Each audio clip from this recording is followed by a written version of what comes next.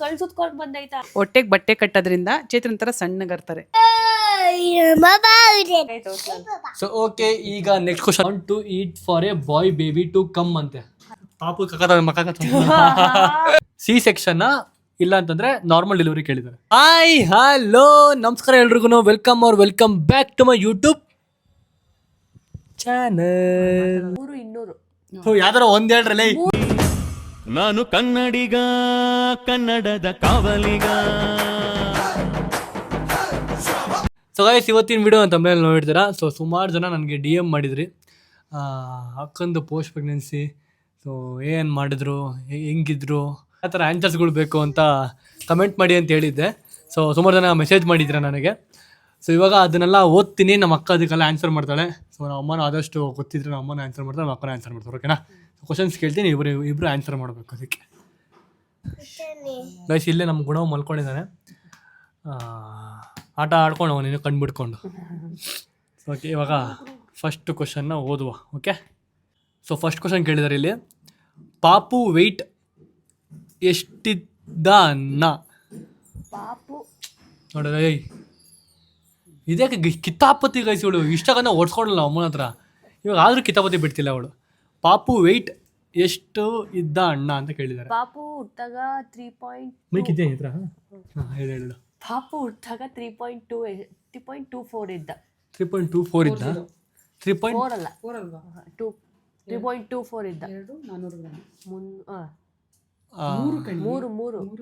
3.24. ಇವಳಿಗೆ confuse guys, ಅವ್ರ ಮಗನ ವೆಯ್ಟ್ ಇವಳಿಗೆ ಗೊತ್ತಿಲ್ಲ. 3,200. ಯಾವ್ದಾರ ಒಂದ್ ಹೇಳ್ರಲ್ಲ. 3,400, 3,200 ಯಾವ್ದೋ ಒಂದ್ ಹೇಳ್ರಿ. 3.24. 2 kg 200 ಗ್ರಾಮ್ ಇದ್ದಂತ ಗೈಸ್. 3 kg. ಅವ್ರು 3.2 3.2 ನನಗೇನೋ ಹೋಗ್ಬಿಡ್ತು. 3 kg 400 ಗ್ರಾಮ್ ಮಕ್ಕದ ಮೇಲೆ ಹಾಕ್ಬಿಡ್ತೀನಿ. ಹೋಗಲೇ ಅಷ್ಟೇ ಬಿಡೆ. 3.24 ಅಂದ್ರೆ ಎಷ್ಟು? 3.24 3 kg 200 ಗ್ರಾಮು, ಇನ್ನು 40 ಗ್ರಾಮು. ಸೊ ನೆಕ್ಸ್ಟ್ ಕ್ವಶನ್ಗೆ ಹೋಗೋಣ. ಅಕ್ಕ, ಇದು ಸುಮಾರು ಜನ ಕೇಳಿದ್ರೆ, ಸಿಕ್ಕಾಪಡೆ ಜನ ಕೇಳಿದ್ದೀರಾ.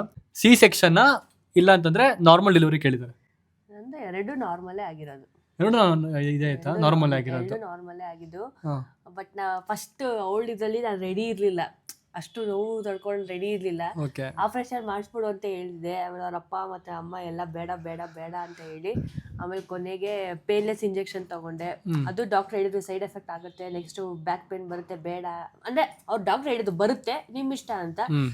ಎಲ್ಲ ಬೇಡ ಅಂತ ಅಂದ್ರು. ಬಟ್ ನನಗೆ ಆಗಿಲ್ಲ ತಡ್ಕೊಳಕ್ಕೆ, ನಾನು ತಗೋಬಿಟ್ಟೆ ಅವಾಗ ಫಸ್ಟ್ ಡೆಲಿವರಿಲಿ ತಗೊಂಡೆ. ಬಟ್ ಅದು ಜಾಸ್ತಿ ಏನು ಯೂಸ್ ಆಗಲಿಲ್ಲ ನನಗೆ. 1 hour ಅಷ್ಟೇ ಅದು ಅನ್ಕಾನ್ಶಿಯಸ್ ಆಗಿದ್ದು. ಮತ್ತೆ ನೋವು ಅದು ಇದ್ದಿದ್ದೆ ಮತ್ತೆ ನೋವು ಸ್ಟಾರ್ಟ್ ಆಯಿತು, ಮತ್ತೆ ನೋವು ಗೊತ್ತಾಯ್ತು ನನಗೆ. ಪೇನ್ಲೆಸ್ 1 hour ಪೇನ್ಲೆಸ್ ಅಷ್ಟೇ ಇದ್ದಿದ್ದು. 7 to 8 ಅಷ್ಟೇ ಇದ್ದಿದ್ದು. ಅದಾದ್ಮೇಲೆ ಮತ್ತೆ 8 to 10-15 ನಾನು ಮತ್ತೆ ನೋವು ಅನುಭವಿಸಿದ್ದೀನಿ. ಆಮೇಲೆ ಈ ಸರಿನೂ ತಗೋಬೇಕು ಅನ್ಕೊಂಡೆ, ಬಟ್ ಬಿಡ್ಲಿಲ್ಲ. ಬಟ್ ಈ ಸರಿ ಅವಳು ಇದರಲ್ಲಿ 9 hours ಏನೋ ನಾನು ಪೇನಲ್ಲಿ ಇದ್ದಿದ್ದು. ಇವನು ಬರೀ 3 hours ಅಷ್ಟೇ. ಬೇಗ ಆಯ್ತು. ಗೈಸ್, ಅವಳಿಗಾಗಿದ್ದು ಎರಡು ಕೂಡ ನಾರ್ಮಲ್ ಡೆಲಿವರಿ ಆಗಿದ್ದು, ಸಿ ಸೆಕ್ಷನ್ ಆಗಿಲ್ಲ ಅವಳಿಗೆ. ಅಮ್ಮ, ನಿನಗೆ ಸಿ ಸೆಕ್ಷನ್ ಆಗಿದ ನಾರ್ಮಲ್ ಡೆಲಿವರಿ ಆಗಿದ? ನಾರ್ಮಲ್. ಹೆಂಗಮ್ಮ, ಅಮ್ಮ ಮಗಳು ಇಬ್ಬರು ನಾರ್ಮಲ್ ಆಗೋಗ್ಬಿಟ್ಟಿದ್ದೀರಾ? ಎರಡು ನಾರ್ಮಲ್. ನಿಮಗೆ ನನಗೆ ಆಶ್ಚರ್ಯ, ನನಗೆ ನಾರ್ಮಲ್ ಅಷ್ಟು ನೋವು ತಡ್ಕೊಂಡಿದ್ದೀರ ನಾನು ಅಂತ. ಗೈಸ್, ಅವಳು ಹೆವಿ ಸೆನ್ಸಿಟಿವ್, ಹಿಂಗೆ ಮುಟ್ಟದ ಕಮ ಅಂತ ಹೇಳೋಳು. ಸೊ ಇವಳು ನಾರ್ಮಲ್ ಡೆಲಿವರಿ ತರ್ಕೊಳ್ಳೋ ಅಂತಂದ್ರೆ ಅದು ಗ್ರೇಟ್ ಆಕ್ಚುಲಿ. ಅಂದ್ಬಿಟ್ಟಿದ್ರೆ ಮೊದಲು ಕ್ವಶನ್ ಸಿಸರಿಂಗ್ ಮಾಡಿಸ್ಬೇಕಾಗಿತ್ತು. ಸೊ ಅವಳಿಗಾಗಿದ್ದು ನಾರ್ಮಲ್ ಅಷ್ಟೇ. ನಗ್ತಾವನೆ. ಅವಳಿಗಾಗಿ ನಾರ್ಮಲ್ ಗೈಸ್. ಓಕೆನಾ? ನೆಕ್ಸ್ಟ್ ಕ್ವಶನ್ ಹೋಗೋಣ. How much weight your sister lost after delivery? ಅಂದರೆ ನೀನು ಎಷ್ಟು ವೆಯ್ಟ್ನ ಕಳ್ಕೊಂಡೆ ಡೆಲಿವರಿ ಆದಮೇಲೆ? ಇವಾಗ 12 kg ಇದಾಗಿದ್ದೀನಿ, ಕಮ್ಮಿ ಆಗಿದೆ. 12 kg ಸಣ್ಣ ಆಗಿದೆಯಾ? ಫಸ್ಟ್ ಆಫ್ ಆಲ್ ಸಣ್ಣ ಇವಳು, ಅದು 12 kg ಬೇರೆ ಸಣ್ಣ ಆಗ್ಬಿಟ್ಟವಳೆ. 12 kg ಕಡಿಮೆ ಆಗಿದ್ದೀನಿ. 12 kg ಕಡಿಮೆ ಆಗೋದು ವಿತಿನ್ 1 month 20 days ಒಳಗಡೆನೆ 11 kg ಕಡಿಮೆ ಆಗಿದೆ. ಅದು ಎಲ್ಲರಿಗೂ ಆಗುತ್ತೆ ಅಲ್ಲ ನಿನ್ಗೆ ಮಾತ್ರ? ಎಲ್ಲರಿಗೂ ಆಗುತ್ತೆ. ಡೆಲಿವರಿ ಆದ್ಮೇಲೆ ಸ್ವಲ್ಪ ಭಾರ ಕಮ್ಮಿ ಆಗುತ್ತೆ, ಆಮೇಲೆ ತಿನ್ನೋ ಊಟ ಆ ಥರ ಇರೋದ್ರಿಂದ ಎಲ್ಲನೂ ಕಮ್ಮಿ ಆಗುತ್ತೆ. ಕುಶಾನಿ ಊಟದಲ್ಲಿ ನಿಂಗೆ ಎಷ್ಟು kg ಸಣ್ಣ ಆಗಿದೆ? ಕುಶಾನಿ ಅವಳು ಡೆಲಿವರಿ ಅವಳು ಪ್ರೆಗ್ನೆಂಟ್ ಅಲ್ಲೇ ನಾನು 70+ ಇದ್ದೆ. ಅದಾದ್ಮೇಲೆ 55+ ಆಗಿದೆ ಅಷ್ಟೇ. ಕಡಿಮೆ ಆಗಿದೆ. 12 kg ಸಣ್ಣ ಆಗಿದೆ. ಜಾಸ್ತಿ ಆಗಿರ್ಲಿಲ್ಲ, 69 ಇದ್ದೆ ಅಷ್ಟೇ. ಇವಾಗ 57 ಇದೆ. ಓಕೆ, ನೋಡಿ ಗೈಸ್ ನೋಡಿ ಕಿತಾಪತಿ ಸುಮ್ಮನೆ ಇರ್ತಾಳೆ 2 ನಿಮಿಷ ನೋಡಿ ವ್ಲಾಗಲ್ಲಿ ಲೈವಲ್ಲಿ ನಡೀತಿದೆ ಸುಮ್ಮನೆ ಇರಲ್ಲ ಗೈಸ್ 2 ನಿಮಿಷ ಅವಳು ಯಪ್ಪ ಹೆವಿ ಕಾಟ ಅವಳು ಎಲ್ಲ ಆಡ್ತೈತಲ್ಲ ಅವಾಗ ಸೊ ಓಕೆ ಇವಾಗ ನೆಕ್ಸ್ಟ್ ಕ್ವಶನ್ಗೆ ಹೋಗೋಣ how was our feeling when she got to know that she is going to be mother again ನೀನು ಮತ್ತೆ ಅಮ್ಮ ಆಗ್ತೀಯ ಅಂತ ನಿಂಗೆ ಗೊತ್ತಿದ್ದು ಗೊತ್ತಾ ಅವಾಗ ನಿಂಗೆ ಯಾವ ಥರ ಫೀಲಿಂಗ್ ಇತ್ತು ಅಂತ ಹಾಂ ಖುಷಿ ಆಯ್ತು. ಮತ್ತೆ ಇನ್ನೊಂದು ಚಿಕ್ಕ ಮಗು ಬರ್ತಿದೆ, ಫ್ಯಾಮಿಲಿ ದೊಡ್ಡದಾಗ್ತಿದೆ, ರೆಸ್ಪಾನ್ಸಿಬಿಲಿಟೀಸ್ ಜಾಸ್ತಿ ಆಗ್ತಿದೆ. ಖುಷಿ ಆಯ್ತು. ಅವನೇ ಆ್ಯಕ್ಚುಲಿ ಅವಳು ಹೆಂಗೆ ಬಿಹೇವ್ ಮಾಡ್ತಾಳೆ, ಅವಳ ರಿಯಾಕ್ಷನ್ಗಳು ನೋಡಬೇಕಿತ್ತು. ನೋಡಿ ಗೈಸ್ ಅವಳ ರಿಯಾಕ್ಷನ್ಗಳು ನೋಡ್ರಿ ಹಿಂದೆಗಡೆ ಹೆಂಗೆ ಮಾಡ್ತಾವಳಂತ. ಅಲ್ಲಿ ವಿಡಿಯೋ ಪ್ಲೇ ಮಾಡಿಬಿಟ್ಟಿದ್ದೀನಿ, ಅಲ್ಲಿ ಕೂತ್ಕೊಂಡು ಒಳ್ಳೆ ಮುಟ್ಬಿಡ ಆ ಕಡೆ ಮುಟ್ರೆ ಹೊಡೆದಾಕ್ಬಿಡ್ತೀನಿ, ಸುಮ್ಮನೆ ಕೂತ್ಕೋ ಅಲ್ಲಿ. ಹೇಳೆ. ಖುಷಿ ಆಯಿತು ಅಷ್ಟೇ, ಇನ್ನೇನಿಲ್ಲ. ಅಷ್ಟೇ ಖುಷಿ ಆಯಿತು. ಅವನು ಮತ್ತೆ ಅಮ್ಮ ಆಗ್ತಾರೆ ನಿಂಗೆ ಖುಷಿ ಆಯಿತು. ನೋಡಿ ಗೈಸ್ ಅವಳ ಆಟಗಳು ನೋಡಿ ಗೈಸ್ ಅಲ್ಲಿ ಬಾರೆ ಕಡೆ ಎದ್ಬಿಟ್ಟು. ಬಟ್ ಅವ್ಳು ಸಖತ್ ಏಟ್ ತಿಂತಾಳೆ, ಅದೇ ಬೇಜಾರು. 2 ವರ್ಷದಿಂದ ತಿಂದಿಲ್ಲ, 8 20 ದಿವಸದಲ್ಲಿ ತಿಂತಾವಳೆ. ಸೊ ಗೈಸ್ ಇವಾಗ ನೆಕ್ಸ್ಟ್ ಕ್ವಶನ್ ಹೋಗೋಣ. Was your second pregnancy easier than the first one? ನಿನ್ನ ಸೆಕೆಂಡ್ ಪ್ರೆಗ್ನೆನ್ಸಿ ಈಸಿಯಾಗಿತ್ತಾ ಫಸ್ಟ್ ಒನ್ಗಿಂತ? ಈಸಿಯಾಗೇ ಇತ್ತು. ಫಸ್ಟ್ ಒನ್ ಅಂದರೆ ಸ್ವಲ್ಪ ಭಯ ಇತ್ತು. ಮತ್ತೆ ಎಲ್ಲಾರ್ದು ಲೈಕ್ ಒಬ್ಳೇ ಇರಲಿಲ್ಲ. ಇವಾಗ ಒಬ್ಳೇ ಹೆಂಗೆ ಮ್ಯಾನೇಜ್ ಮಾಡ್ಕೋಬೇಕನ್ನ ಚೆನ್ನಾಗಿ ಗೊತ್ತಿತ್ತು. ಅಷ್ಟೊಂದು ಹೆಂಗೆ ಕಷ್ಟ ಅನ್ನಿಸ್ಲಿಲ್ಲ. ಈಸಿ ಅಂತ ಆಯ್ತು. ಅವಳಿಗೆ ಈಸಿ ಇತ್ತಂತೆ. ಇವಾಗ ಥರ್ಡ್ ಒನ್ ಆದ್ರೂ ಅವಳಿಗೆ ಈಸಿನೇ ಇರುತ್ತೆ ಮತ್ತೆ ನೋಡ್ರೆ ಓವರ್ ಈಸಿ ಆಗೋಗ್ಬಿಡುತ್ತೆ. ಅಷ್ಟೇ ಅಷ್ಟೇ ಈಸಿ ಇತ್ತು ಗೈಸ್. ಅವಳಿಗೆ ಕಷ್ಟ ಆಗಿಲ್ವಂತೆ, ಆರಾಮಾಗಿ ಸೆಕೆಂಡ್ ಡೆಲಿವರಿ ಈಸಿಯಾಗಿ ಆಯ್ತು. ಏನು ಸೈಲೆಂಟ್ ಇದೆ ಕ್ವಶನ್, ಯಾಕೆ ಹಿಂಗೆ ಮಾಡ್ತೀವಿ ಕ್ವಶನ್? ಸೈಲೆಂಟ್ ಕೂತ್ಕೋ ಕ್ವಶನ್. ಅಲ್ಲಿ ಒರ್ಸ್ಕೊಡಿ ಅಂತ ಕೂತ್ಕೊಳ್ಳಿ ಇಲ್ಲ ಒಂದು ನಿಮಿಷ, ಅಲ್ಲಿ ವ್ಲಾಗ್ ಮಾಡಕ್ಕೆ ಬಿಡೆ ನನಗೆ.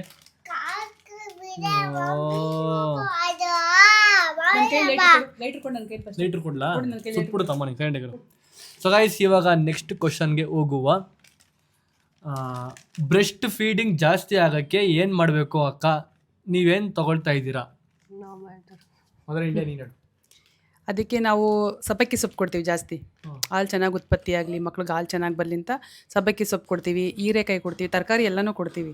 ಕೆಲವೊಂದು ಶೀತ ಆಗೋಂಥ ಪದಾರ್ಥಗಳನ್ನ ಕೊಡಲ್ಲ, ಕಾಳುಗಳು ಕೊಡೋದಿಲ್ಲ. ಆದಷ್ಟು ಸೊಪ್ಪು ತರಕಾರಿಗಳನ್ನ ಚೆನ್ನಾಗಿ ತಿನ್ನಬೇಕು. ಹಾಲು ಜಾಸ್ತಿ ಆಗುತ್ತೆ, ಮಕ್ಳಿಗೆ ಹಾಲು ಸಮೃದ್ಧಿಯಾಗಿ ಸಿಗುತ್ತೆ. ಸೊಪ್ಪು ಜಾಸ್ತಿ ಕೊಡಬೇಕು. ಆಯ್ತಾ ಕೇಳಿಸ್ಕೊಂಡ್ರಾ? ಇದು ಅದಕ್ಕೆ ಉತ್ತರ. ಸೊ ಓಕೆ ಈಗ ನೆಕ್ಸ್ಟ್ ಕ್ವಶನ್ಗೆ ಹೋಗುವ.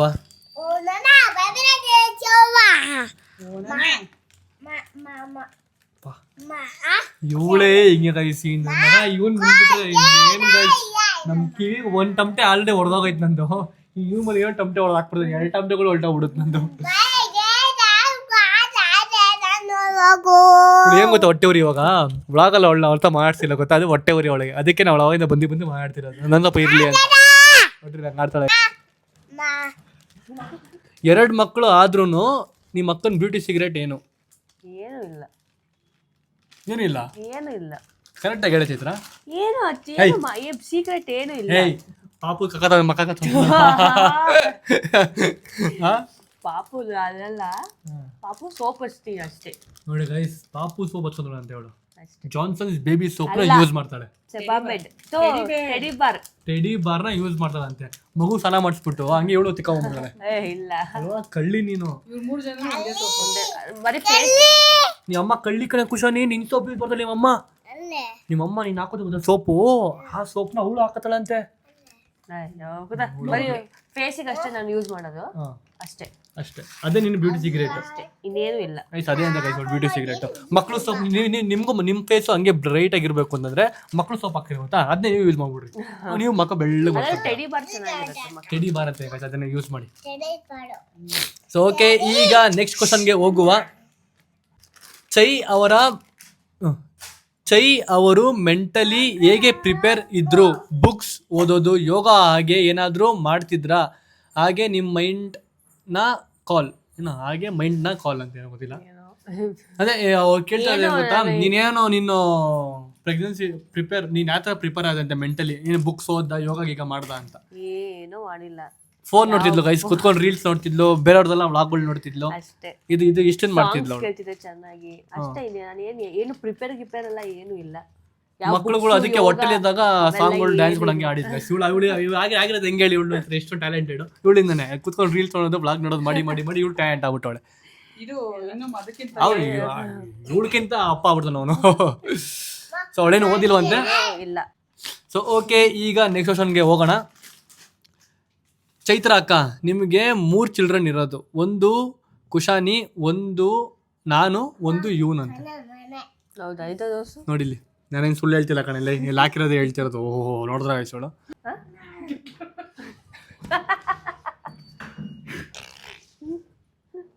ಬಾರ ಹಾಕೊಂಡು ಬಿಡು ಗೈಸಪ್ಪ. ಇವಾಗ ಕುಶಾನಿಯನ್ನ ರೂಮಲ್ಲಿ ಬಿಟ್ಬಿಟ್ಟು ನಾವು ಕುತ್ಕೊಂಡು ಒಳಗಡೆ ಸಿಕ್ಕಾಪಟ್ಟೆ ತೊಂದರೆ ಕೊಡ್ತಿದ್ಲು, ಬ್ಲಾಗ್ ಮಾಡೋಕೆ ಆಗ್ತಿರ್ಲಿಲ್ಲ.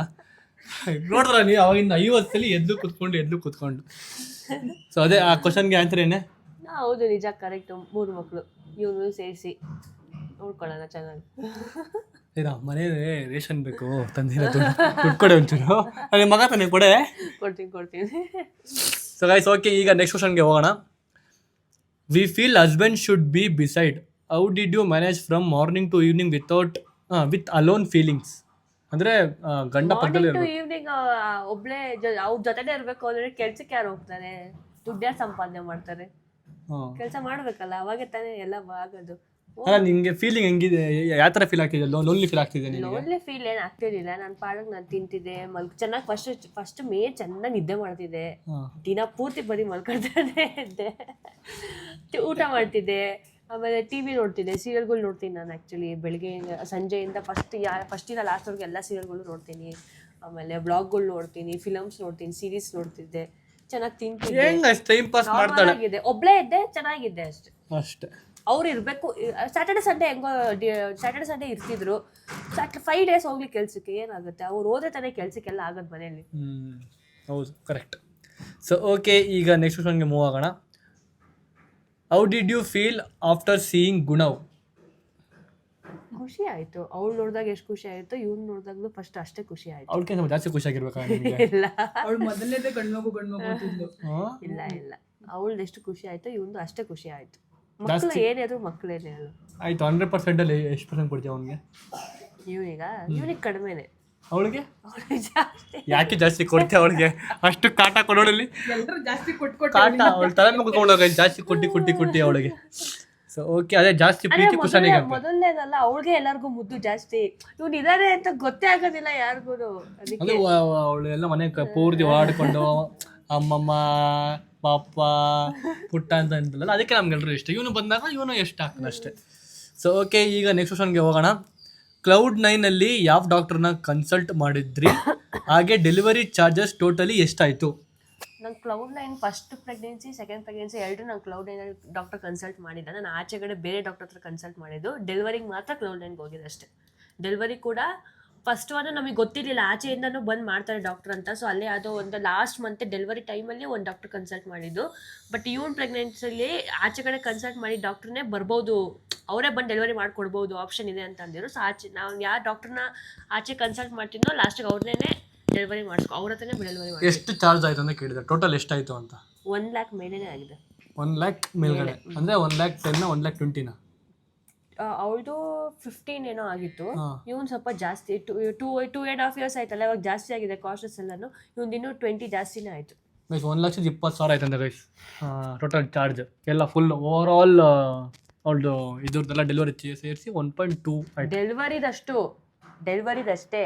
ಫಸ್ಟ್ ಪ್ರೆಗ್ನೆನ್ಸಿ ಫಸ್ಟ್ ಮಂತಿಂದ 9th ಮಂತ್ವರೆಗೂ ಅದೇ 50,000 ಆಗೈತೆ. ಆಮೇಲೆ ಊಟ ತಿಂಡಿ ಅದೆಲ್ಲ ಸೇರಿಸಿ ಎಲ್ಲ ಆಯ್ತು.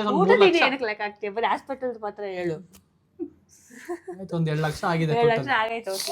ಸೊ ಓಕೆ, ಈಗ next question. First baby placenta and second baby placenta both are same ಅಂತ ಕೇಳಿದ್ದಾರೆ. ಅದೇ ಪ್ಲೆಸೆಂಟ್ ಅದೆಲ್ಲ ನಂಬಾರ್ದು. ಫಸ್ಟ್ ಆಫ್ ಆಲ್ ನಂದು ಆಕ್ಚುಲಿ ಬೇರೆ ಇತ್ತು, ಇವಳ್ದು ಬೇರೆ ಇತ್ತು. ಬಟ್ ಅದು ಇವಳ್ದು ಬೇರೆ ಇತ್ತಾ? ಅವನದು ಬೇರೆ ಇತ್ತು, ಇವಳ್ದು ಬೇರೆ ಇತ್ತು. ನಾನು ಕಂಪೇರ್ ಮಾಡಿ ನೋಡಿದಾಗ. ಬಟ್ ಅದು ಅಷ್ಟು ಕರೆಕ್ಟಾಗಿ ಗೆಸ್ ಮಾಡೋಕ್ಕಾಗಲ್ಲ ಒಂದೊಂದ್ಸರಿ, ಅದು ಡಿಫ್ರೆನ್ಸ್ ಆಗುತ್ತೆ. ಇವಾಗ ಅದೇನೋ ಅಂತಾರೆ, ಆ್ಯಂಟೀರಿಯರ್ ಇದ್ರೆ ಹೆಣ್ಮಗು, ಪೋಸ್ಟೀರಿಯರ್ ಇದ್ರೆ ಗಂಡ್ಮಗು ಅಂತ. ಒಂದೊಂದ್ಸರಿ ಪೋಸ್ಟೀರಿಯರ್ಗೂ ಹೆಣ್ಮಗು ಆಗುತ್ತೆ, ಆ್ಯಂಟೀರಿಯರ್ಗೂ ಗಂಡ್ಮಗು ಆಗುತ್ತೆ. ಅದೆಲ್ಲ ನಂಬಕ್ಕೆ ಹೋಗ್ಬೇಡಿ. ಯಾವ ಮಗು ಆದರೂ ಖುಷಿಯಾಗಿರಿ, ಅದನ್ನು ಖುಷಿಯಾಗಿ ತಗೊಳ್ಳಿ ಅಷ್ಟೇ. ಏನೇ ಆದ್ರೂ ಖುಷಿಯಾಗಿ ತೊಗೊಂಡೋಗಿ ಅಂತ ನಮ್ಮ ಅಕ್ಕ ಹೇಳ್ತಾಳೆ. ಸೊ ಓಕೆ, ಪಿಂಪಲ್ಸ್ ಹೇಗೆ ಕಮ್ಮಿ ಆಯಿತು ಚೈತ್ರ ಸಿಸ್?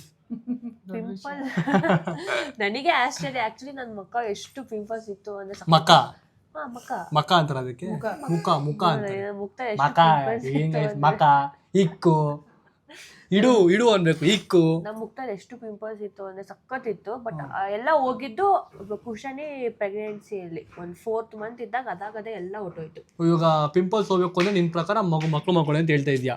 ಇಲ್ಲ ಆಯಿಲ್ ಫುಡ್ ಜಾಸ್ತಿ ತಿನ್ಬಿಟ್ರೆ ಬಂದ್ಬಿಡುತ್ತೆ ಅವಳಿಗೆ. ಹೌದಾ? ಆಯಿಲ್ ಫುಡ್ ತಿಂದ್ರೆ ಬಂದ್ಬಿಡುತ್ತೆ. ಇಲ್ಲ ಇವಾಗೇನು ಇಲ್ಲ ಬರೋದಿಲ್ಲ, ಯಾಕಂದ್ರೆ ಅದಾದ್ಮೇಲೆ ತಿಂತಿದ್ನಲ್ಲ ಎಷ್ಟೊಂದು ಸರಿ. ತಿನ್ಬೇಡ, ಸ್ವಲ್ಪ ಕಂಟ್ರೋಲ್ ಆಗಿರ್ಬೇಕು. ಓಕೆ, ಇವಾಗ ನೆಕ್ಸ್ಟ್ ಕ್ವಶನ್ಗೆ ಮೂವ್ ಆಗೋಣ. What we want to eat for a boy baby to come ಅಂತೆ. ಅಲ್ಲ, ಏನಾದ್ರು ತಿಂದ್ರೇನೆ ಗಂಡು ಮಗು ಆಗುತ್ತೆ, ಅದೇನ್ ಕ್ವಶನ್ ಅದೇನು? ಇಲ್ಲ ಅವಾಗಿನ ಕಾಲದಲ್ಲಿ ನಮ್ಮ ಅಜ್ಜಿ ಅವ್ರ ಕಾಲದಲ್ಲಿ ಹೇಳ್ತಿದ್ರು ಕೆಮ್ಮಣ್ಣ ಕೇಳಿ ಕೇಳಿ ತಿಂತಿದ್ರು. ಕೆಮ್ಮಣ್ಣು ತಿಂದ್ರೆ ಭೂಮಿ ಆಳೋ ಅಂತ ಗಂಡ್ ಮಗ ಹುಟ್ತಾನೆ ಅಂತ ಹೇಳ್ತಾ ಇದ್ರು. ಓಕೆ, ನಾನು ಇಪ್ಪುಟ್ಟಂಗೂ ತಿನ್ನಿದ್ದೀನಿ ಕೆಮ್ಮಣ್ಣು. ನನಗೆ ಅದಕ್ಕೆ ಗೈಸ್ ನಾನು ಮಣ್ಣಿನ ಮಗ, ಕನ್ನಡಿಗ ಕನ್ನಡದ ಕಾವಲಿಗ. ಮಣ್ಣಿನ ಮಗ ನಾನು. ತಿಂತಾರೆ ಕೆಲವ್ರು ಬೈಕೆ. ಹೆಣ್ಮಕ್ಳಿಗೆ ಒಂಥರ ಬೈಕೆ, ಗಂಡ್ಮಕ್ಳಿಗೆ ಒಂಥರ ಬೈಕೆ ಅಂತಾರೆ. ಇವಳು ಪ್ರೆಗ್ನೆಂಟ್ ಅಲ್ಲಿ ನಾನೇನು ತಿಂದಿರ್ಲಿಲ್ಲ. ಇವಳು ಪ್ರೆಗ್ನೆಂಟ್ ಅಲ್ಲಿ ಸಖತ್ ಬೈಕೆ ಇತ್ತು, ಅದು ತಿನ್ಬೇಕು ಇದು ತಿನ್ಬೇಕು ಅಂತ. ಬಟ್ ಇವನಲ್ಲಿ ಏನು ಅನ್ಸ್ಲೇ ಇಲ್ಲ, ಏನು ತಿನ್ಬಾರ್ದು ಅನ್ಸಿತ್ತು. ಬಾಯ್ ಬೇಬಿ ಟೈಮಲ್ಲಿ ಏನೋ ತಿನ್ಬಾರ್ದಂತೆ, ಅವಾಗ ಬಾಯ್ ಬೇಬಿ ಆಗುತ್ತೆ. ಅವಳೇ ಹೇಳ್ತಿರೋ ಏನೋ ತಿನ್ಬಾರ್ದು ಅಂತ. ನನಗೇನು ಅನ್ಸ್ಲಿಲ್ಲ. ಆತರ ಎಲ್ಲ ಏನಿಲ್ಲ ಗೈಸ್, ಅವೆಲ್ಲ ಮಿತ್ ಅಷ್ಟೇ. ಅದು ತಿಂದ್ರೆ ಅದೇ ಆಗುತ್ತೆ, ಇದು ತಿಂದ್ರೆ ಇದೇ ಆಗುತ್ತೆ, ಅದು ಬರೀ ಮಿತ್ ಅಷ್ಟೇ. ನಮ್ಮ ಮನೆ ಬರ್ದ ಮೇಲೆ ಏನ್ ಬರ್ದಿರುತ್ತೋ ಅದಾಗುತ್ತೆ ಅಷ್ಟೇ, ಸಿಂಪಲ್. ಸೊ ಓಕೆ, ಈಗ ನೆಕ್ಸ್ಟ್ ಕ್ವಶನ್ಗೆ ಮೂವ್ ಆಗೋಣ. ಬ್ರೋ, ನೀವು ಆಟೋದಲ್ಲಿ ಕರ್ಕೊಂಡು ಹೋಗುವಾಗ ನಮ್ಮ ಅಪ್ಪನೇ ಕರ್ಕೊಂಡ್ ಬರ್ತೀನಿ ಅಂತ ನೀವು ಕಾರಲ್ಲಿ ಕರ್ಕೊಂಡ್ ಬಂದ್ರಿ ಅಂತ ಹಾಕಿದ್ದೀರಾ. ಅಂದರೆ ನನ್ನ ಬ್ಲಾಗಲ್ಲಿ ಹೇಳಿದೆ ಗೈಸ್, ನಾನು ಇವಾಗ ನಿನ್ನ ಆಟೋ ಕರ್ಕೊಂಡು ಹೋಗ್ತಿದ್ದೀನಿ, ಮತ್ತೆ ಬರಬೇಕಾದ್ರೆ ನಮ್ಮ ಅಪ್ಪನ ಕರ್ಕೊಂಡು ಆಟೋದಲ್ಲೇ ಬರ್ತೀನಿ ಅಂತ ಹೇಳಿದ್ದೆ.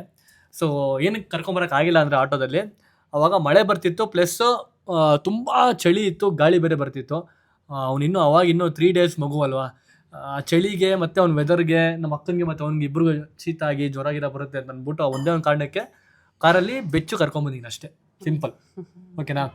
ಆಟೋದಲ್ಲಿ ಕರ್ಕೊಂಡು ಹೋಗ್ತೀನಿ 100%. ನಾವು ಇವನ್ನ ಆಟೋ ಕರ್ಕೊಂಡು ಹೋಗ್ತೀನಿ ಮುಂದೆ ಹೋದ ಡೇಸಲ್ಲಿ. ಸೊ ಓಕೆ, ಈಗ ನೆಕ್ಸ್ಟ್ ನನಗೆ ಮೂವ್ ಆಗೋಣ. ನಂದು 15 days ಆಯಿತು ಡೆಲಿವರಿ ಆಗಿ, ಮಗುಗೆ ಜಾಂಡೀಸ್ ಪ್ರಾಬ್ಲಮ್ ಆಗಿದೆ, ಅದ್ರ ಬಗ್ಗೆ ಏನಾದರೂ ಸಜೆಷನ್ ಮಾಡಿ. ಜಾಂಡೀಸ್ ಆ್ಯಕ್ಚುಲಿ ಇವನ್ಗೂ ಲೈಕ್ ಆ ಲೆವೆಲಿಗಿತ್ತು, ಪೀಕ್ ಲೆವೆಲಿಗಿತ್ತು, ಇನ್ನೇನು ಆಗುತ್ತೆ ಅನ್ನೋ ಸ್ಟೇಜಲ್ಲಿತ್ತು. ನೆಕ್ಸ್ಟ್ ಏನೋ ಅದಾದಮೇಲೆ ಅಲ್ಲಿರೋ ನರ್ಸ್ಗಳು ಹೇಳಿದ್ರು ಆ್ಯಕ್ಚುಲಿ ನಮಗೆ ಚೆನ್ನಾಗಿ ಫೀಡ್ ಮಾಡಿಸಿ, ಅದು ಜಾಂಡೀಸ್ ಏನಿದೆ ಅದೆಲ್ಲ ಯೂರಿನು ಮತ್ತು ಮೋಷನಲ್ಲಿ ಎಲ್ಲ ಹೊಟ್ಟೋಗ್ಬಿಡುತ್ತೆ, ಚೆನ್ನಾಗಿ ಫೀಡ್ ಮಾಡಿಸಿದ್ರೆ ಯೂರಿನ್ ಮತ್ತು ಮೋಷನಲ್ಲಿ ಹೊಟ್ಟೋಗುತ್ತೆ, ಅದೇ ಅದಕ್ಕೆ ಬೆಸ್ಟ್. ನೀವು ಸುಮ್ಮನೆ ಮತ್ತೆ ಇವ್ರು ಹೇಳ್ತಾರೆ ಅಂದ್ಬಿಟ್ಟು ಕರ್ಕೊಬಂದು ಟೆಸ್ಟ್ ಅದು ಇದು ಮಾಡಿಸಿ ಆಮೇಲೆ ಫೋಟೋಥೆರಪಿಗೆ ಇಟ್ಬಿಡ್ತಾರೆ. ಫೋಟೋಥೆರಪಿಗೆ ಇಟ್ಟರೆ ಕಪ್ಪಗಾಗ್ಬಿಡ್ತಾರೆ ಮಕ್ಕಳು. ಆ್ಯಕ್ಚುಲಿ ಹಂಗೆಲ್ಲ ಮಾಡೋಕ್ಕೆ ಹೋಗ್ಬೇಡ್ರಿ. ಚೆನ್ನಾಗಿ ಫೀಡ್ ಮಾಡಿಸಿ, ಚೆನ್ನಾಗಿ ಬಿಸಿಲು ಕಾಯಿಸಿ, ಚೆನ್ನಾಗಿ ಮೋಷನ್, ಚೆನ್ನಾಗಿ ಯೂರಿನ್ ಪಾಸ್ ಆಗಲಿ, ಅವಾಗೆಲ್ಲ ಸರಿ ಹೋಗುತ್ತೆ ಅಂತ. ಇವಾಗ ಏನೂ ಇಲ್ಲ ಆ್ಯಕ್ಚುಲಿ. ಇವಂಗೂ ಇತ್ತು, ಒಂದು ಆ ಲೆವೆಲಿಗಿತ್ತು, 17 ಅಂತ ಇರುತ್ತೆ, 16 ಇತ್ತು, ನೆಕ್ಸ್ಟ್ ಈಗ 1% ಇತ್ತು. ಬಟ್ ಏನಾಗಿಲ್ಲ. ಸೂಪರ್. ಇವಾಗ ನೆಕ್ಸ್ಟ್ ಕ್ವಶನ್ಗೆ ಹೋಗೋಣ. How many hours slept at pregnancy time Chaitra ಅಕ್ಕ? ನಾನು ಹೇಳ್ತೀನಿ ಗೈಸ್, 24 ಗಂಟೆಯಲ್ಲಿ 20 hour ಮಲ್ಕೊಂಡಿದ್ಲು, 4 hour ಇದ್ದಿಲ್ಲ ಅಷ್ಟೇ ಗೈಸ್ ನಮ್ಮ ಅಕ್ಕ. ಕರೆಕ್ಟಾ? 20 hour ಏನಲ್ಲ, ಬಟ್ ಮಲಗ್ತಿದ್ದೆ ಗೈಸ್. ಮಲ್ಕೋ ಇವಳು ಮಲ್ಕೊಳ್ಳೋ ಸಿಕ್ಕಾಪಟ್ಟೆ ಇಷ್ಟ ಗೈಸ್. 12 ಗಂಟೆಗಿಂತ ಜಾಸ್ತಿ ಟೈಮ್ ಮಲಗಿದ್ದೀನಿ. ನೈಟು ಮಲಗ್ತಿದೆ, ಬೆಳಗ್ಗೆನೂ ಮಲಗ್ತಿದೆ, ಮಧ್ಯಾಹ್ನನೂ ಮಲಗ್ತಿದೆ, ತಿಂಡಿ ಆಗಿದ ತಕ್ಷಣ ಮಲಗ್ತಿದೆ, ಊಟ ಆಗಿದ ತಕ್ಷಣ ಮಲಗ್ತಿದೆ, ಚೆನ್ನಾಗಿ ನಿದ್ದೆ ಆಗಿದ ತಕ್ಷಣ ಮಲಗ್ತಿದೆ. ಅಲ್ಲ, ಒಟ್ಟಿನಲ್ಲಿ ಒಂದು 12ರಿಂದ 15 hour ಮಲ್ಕೊಳ್ಳೋದು ಗೈಸ್. ಸೈಲೆಂಟ್ ಆಗಿ ಇಷ್ಟ ಗಂಟೆ ನಿಂಗೆ ಬೈದಿಲ್ವಾ? ಯಾಕೆ ಹಿಂಗೆ ಮಾಡ್ತೀಯ? ಅಕ್ಕ, ಪಾಪು ಚೆನ್ನಾಗಿ ಫೀಡ್ ಮಾಡುತ್ತೆ, ನಿದ್ದೆ ಕೂಡ ಮಾಡುತ್ತೆ, ತುಂಬ ಅಳುತ್ತೆ, ಕಿರಿಕಿರಿ ಮಾಡುತ್ತೆ, ಯಾಕೆ ಅಂತ ಗೊತ್ತಿಲ್ಲ. ಎಲ್ಲ ಮಕ್ಕಳು ಹಂಗೆ 3 ತಿಂಗಳು ತುಂಬೋ ತನಕ ಎಲ್ಲ ಮಕ್ಕಳು ಅಷ್ಟೇ. ಇವಾಗ ಇವನು ಹಂಗೆ ಮಾಡ್ತಾನೆ.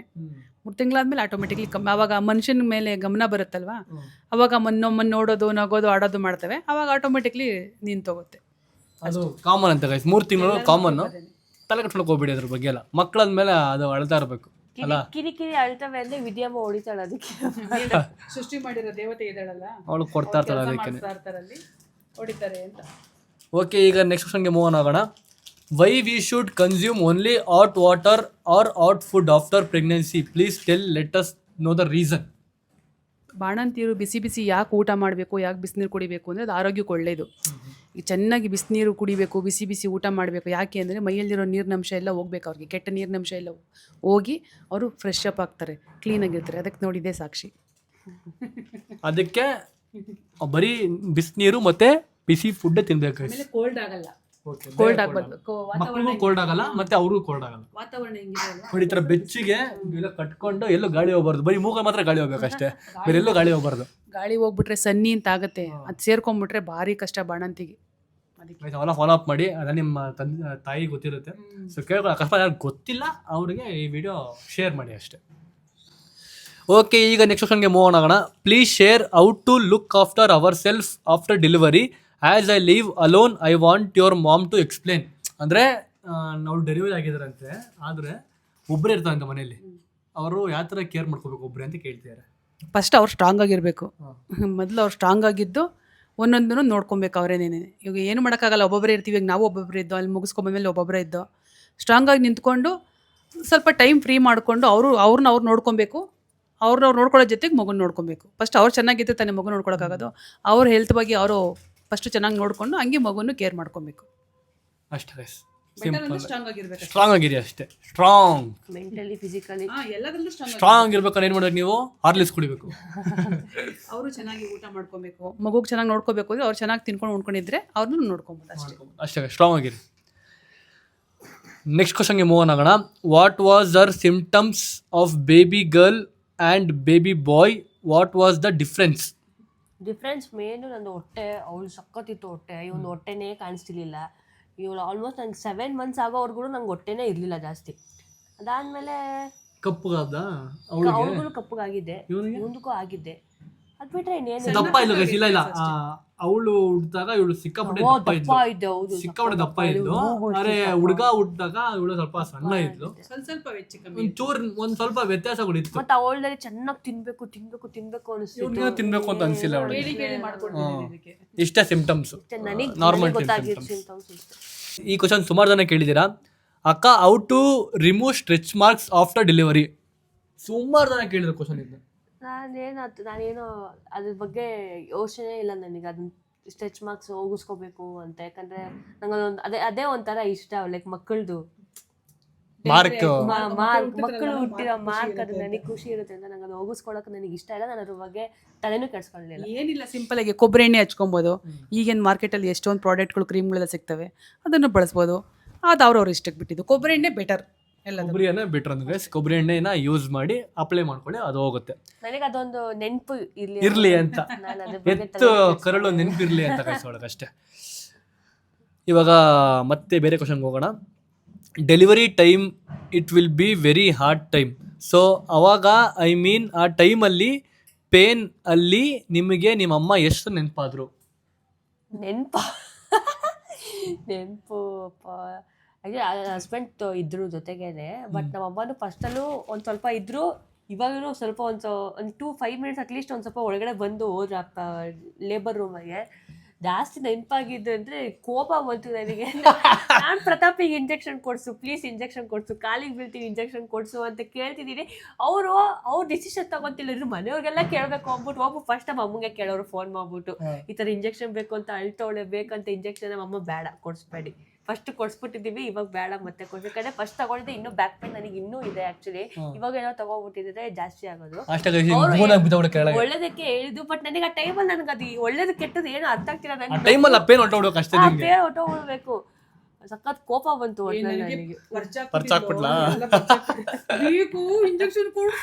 ನಾನು ಪ್ರತಾಪಿಗೆ ಕಾಲಿಗೆ ಬೀಳ್ತೀನಿ ಬಂದು, ಪ್ಲೀಸ್ ನನಗೆ ಇಂಜೆಕ್ಷನ್ ಕೊಡ್ಸು, ಪ್ಲೀಸ್ ನನಗೆ ಕೊಡ್ಸು ಅಂತ. ಆ ಪ್ರತಾಪ ಅಷ್ಟೇ ಕೊಡ್ಸೋಕೆ ಇಷ್ಟ ಇಲ್ಲ, ಯಾಕಂದ್ರೆ ಅವ್ರಿಗೂ ಲೈಕ್ ಫ್ಯೂಚರ್ ಇವಳಿಗೆ ನೋವಾಗೋದು ಅಂದ್ಬಿಟ್ಟು ಅವ್ರಿಗೂ ಕೊಡ್ಸೋಕೆ ಇಷ್ಟ ಇರಲಿಲ್ಲ. ಅವ್ರು ಎಂಥ ಜಾನ್ರು ಅಂದರೆ, ಇನ್ನೇನು ಡೆಲಿವರಿ ಆಗೋ ಟೈಮ್ ಬರೋವರೆಗೂ ಇನ್ನೇನು ಡೆಲಿವರಿ ಆಗುತ್ತೆ ಅಂತ ಡಾಕ್ಟರ್ ಡೆಲಿವರಿ ಆಗುತ್ತೆ ಅಂತ ಹೇಳಿದಾಗ ಬಂದ್ಬಿಟ್ಟು, ಇವಾಗ ಕೊಡ್ಸ್ಬೋದಲ್ವ ಇಂಜೆಕ್ಷನು ಅಂತ ಕೇಳ್ತಾರೆ.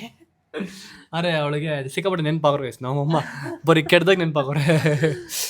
ಓಕೆ, ಈಗ ಇನ್ನೊಂದು ಕ್ವಶನ್ಗೆ ಹೋಗೋಣ.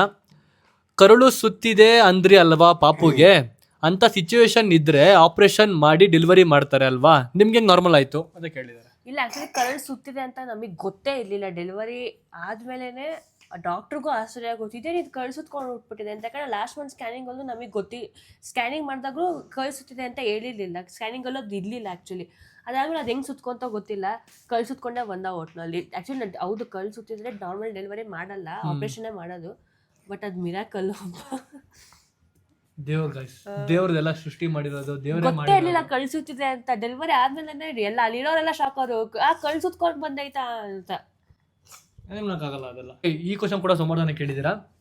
How to reduce belly fat after delivery right now, my baby is 5 years old. ಇವಾಗ ಬೆಲ್ಲಿ ಫ್ಯಾಟ್ ಅಂದ್ರೆ ನೀವು ಡಯಟ್ ಮಾಡೇ ಕಮ್ಮಿ ಮಾಡ್ಕೋಬೇಕು. ಅದಕ್ಕೆ ಫಸ್ಟೇ ಮಾಡ್ಕೊಂಡಿದ್ರೆ ಇನ್ನೂ ಚೆನ್ನಾಗಿರೋದು. ಲೈಕ್ ಜಾಸ್ತಿ ಜಾಗಿಂಗು, ಯೋಗ, ಎಕ್ಸರ್ಸೈಸ್ ಎಲ್ಲ ಮಾಡಿ ಗೈಸ್, ಅವಾಗ ಸಣ್ಣ ಆಗ್ತಾರೆ. ಮತ್ತೆ ಈ ಆಯಿಲ್ ಫುಡ್ಗಳು ಜಾಸ್ತಿ ತಿನ್ನೋದು ಕಮ್ಮಿ ಮಾಡಿ.